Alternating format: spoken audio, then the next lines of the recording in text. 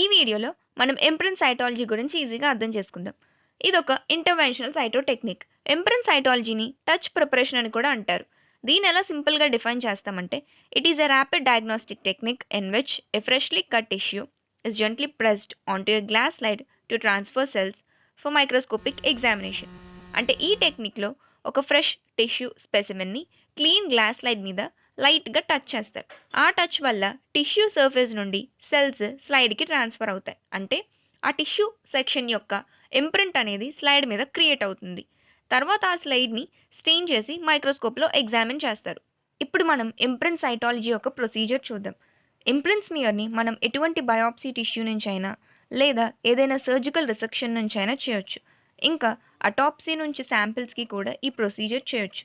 గుర్తుంచుకోండి, imprint smears create చేయడానికి ఎప్పుడు ఫ్రెష్ టిష్యూ శాంపిల్ని యూజ్ చేయాలన్నమాట.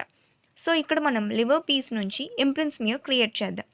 ఫస్ట్ స్టెప్ ఏంటంటే, టిష్యూ మీద ఒక ఫ్రెష్ కట్ ఇవ్వాలి. సో ఒక స్కాల్పల్ బ్లేడ్ తీసుకొని లివర్ టిష్యూని హాఫ్గా కట్ చేయాలి. ఒకవైపు సపోర్ట్ కోసం ఫోర్సెప్స్తో స్పెసిమెన్ లేదా టిష్యూని ఫర్మ్గా హోల్డ్ చేసి పట్టుకోవాలి.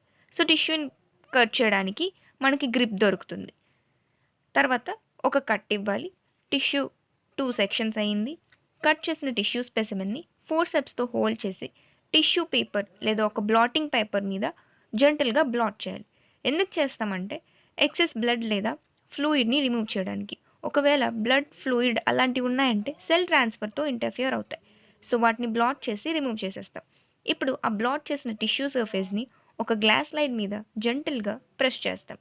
అప్పుడు ఆ సెల్స్ యొక్క ఇంప్రింట్ అనేది ఆ స్లైడ్ మీద క్రియేట్ అవుతుంది. అలాగే మనం ఇంకొక స్లైడ్ తీసుకుని మల్టిపుల్ ఇంప్రింట్స్ తీసుకుంటామన్నమాట.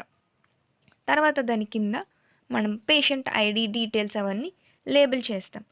సో లేబుల్ చేసి కాసేపు ఈ స్మియర్స్ని ఎయిర్ డ్రై చేస్తాం. ఎయిర్ డ్రై చేసిన తర్వాత ఆల్కహాల్లో ఫిక్సేషన్ చేసి మనకు కావాల్సిన స్టెయినింగ్ ప్రొసీజర్ని చేస్తామన్నమాట.